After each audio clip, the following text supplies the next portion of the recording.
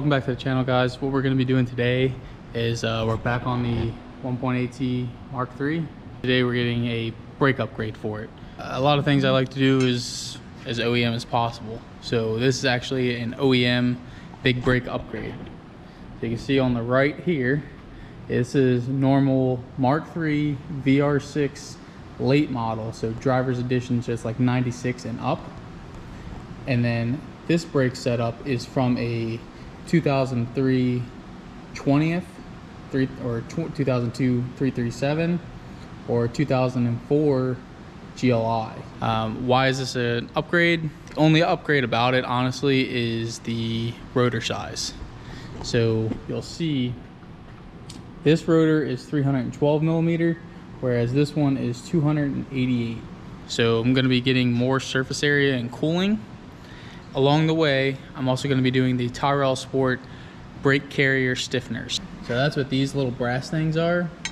Usually the brake pins that slide, the caliper slides on, they're usually rubber. Well, they allow the caliper to kind of wiggle back and forth. So these are solid. So I'll go into a little bit more detail real quick of how things are different besides the rotor. It's not that much. The 337, the 20th, and the GLIs, their calipers come in red, but you can see the caliper is exactly the same as the driver's edition. The only difference is one's painted red because it's a special edition, one's not. The other main difference between the two is going to be the carrier. So what the carrier actually does is that's what goes over top of the rotor, and that's what allows the caliper to slide back and forth. So the carrier is actually different from the Mark III. So this is much taller, and it's also backspaced. Being that it's backspace, you have to measure it and get an exact reading, because you will have to put shims behind the brakes or behind the carrier in order to have the correct spacing between the rotor. Now this is really common with anyone who does any sort of big brake upgrade. Willwood, Brembo, StopTech, all that stuff, they always make some sort of a spacer. So right here, what you'll be able to see the height difference from the hat. Here's the Mark III hat, here's the Mark IV GLI hat. So you see this is much further down, this is much further up. So that difference is actually 7 millimeters. I tried everywhere to look for 7 millimeter washer, spacer, whatever you want to call it, but nothing comes in that size. So next best thing is I found something that's really, really close to the size and the exact same size all the way around. What I found was a T3 turbo flange. You measured that T3 turbo flange and it measures out at 6.5 millimeters. So that's really, really close. And I took the plasma to it and I cut out all 4 bolt holes. And that's what these little washers are. I've already installed it on the other side, simply to make sure everything fits before I started making the video. So these spacers will space the carrier out. It'll push the carrier backwards. That way it'll line up with the rotor. Because of that, you also need 7 millimeter longer bolts. Stock Mark III bolts are M12 by 1.5 thread pitch, and they are about 35 millimeters long.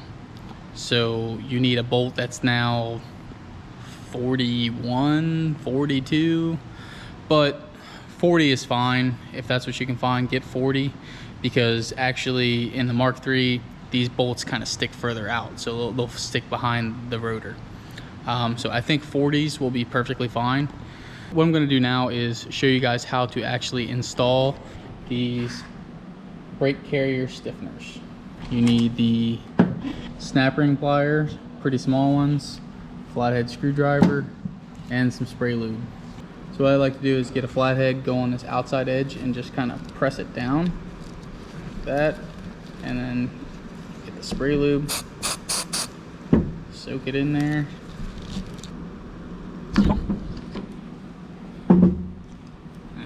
Just pops right out. Now installing these, usually all you should have to do is just spray lube it spray lube this and slide them in. Sometimes they get a little stuck and you just give them a little whack or so. You just got to make sure that this C-clip is all the way out so you can put the C-clip in there.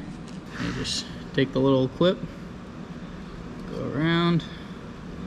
Now that the brake carrier stiffeners are actually in, we can get to taking this side apart.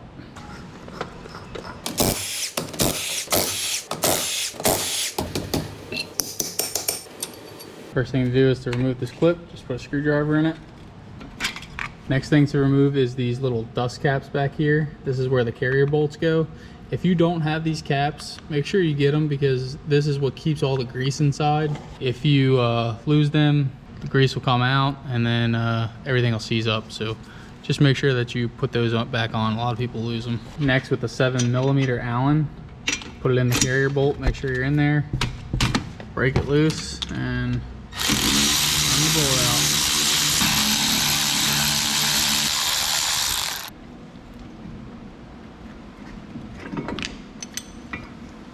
So grab the pads. It's a spring clip in here, so you just pull out. Next tool you're gonna need is a 17mm with a long ratchet. Carrier bolts right here. They are on there tight, very tight. Everything will just come right off. And don't forget your crusty, nasty rotor. Somebody might be able to use this though.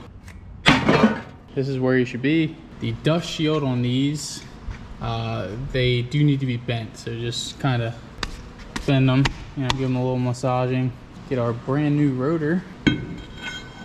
Next thing to put on will be the red carrier. This is the 312 carrier. This is the longer bolt. It goes through like this. Here's where the knuckle usually is, but we're gonna have the spacer bolt right there. See? So here's the bolt, carrier, spacer, knuckle. Now that they're bolted on, just double check, make sure everything spins. Spins perfectly fine. What you're hearing is the rotor over there on the other side being loose.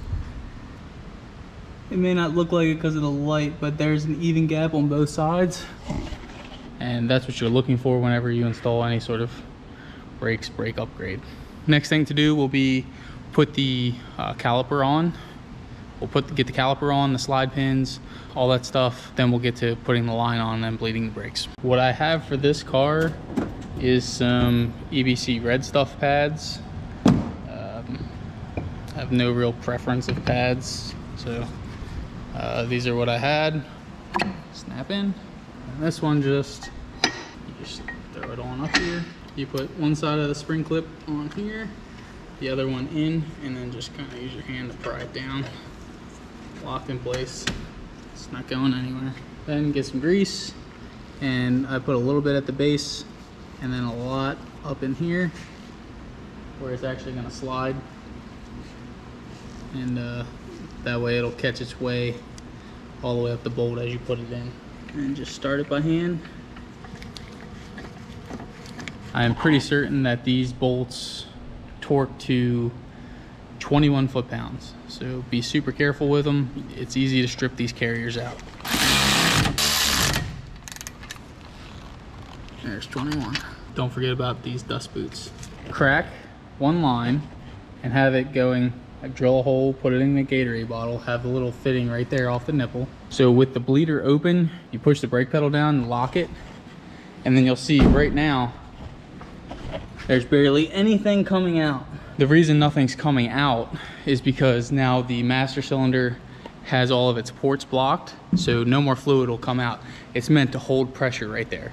So since it's holding pressure, now you can crack the line, swap the lines over, and then you can let the pedal up and then let everything gravity bleed, and then bleed them normally. Nothing coming out of this brake line. Bolt it back on, put new crush washers on it, tighten it up, tighten this up. And now we just lower the car down and pull the pedal up. A good tip is to take one of these type of lights and you just put it on top of the reservoir, and then it'll light up clear as day where your level is. I'll add a little bit of fluid in there before I let it gravity bleed. Oh, and also in case you guys forgot how good the engine bay looks, highly recommend my 1.8T swap into this chassis. probably be up here. Please go check it out. I believe there's 9 or 10 episodes in it, but it is from pulling a 2-liter out of a Mark III and putting a 1.8T into this car, doing a burnout test drive, everything, every step of the way. So please go check out those videos and check out some other ones that I got. I got a lot of DIYs and stuff like that, but let's get back onto the brakes. You gotta be part of the no funnel gang. Let it gravity bleed for a minute, because remember, we still got to push these out. So this is just getting fluid into the caliper, so then we'll go in the car, pump it out, and then let it gravity bleed again. Since I don't have anyone here, this is how I got to do it right now. Now that the gravity bleeding is done, you can go in and pump up the brakes. I feel fine right now, but I'll gravity bleed them again. So the brakes feel good. I'm gonna put the wheels on and then we'll go out and bed them in. One last thing to note would be wheels. Since now you have different carrier, different rotor, all that stuff, some things could be different. So just make sure that you have spacers or you have wheels that will work.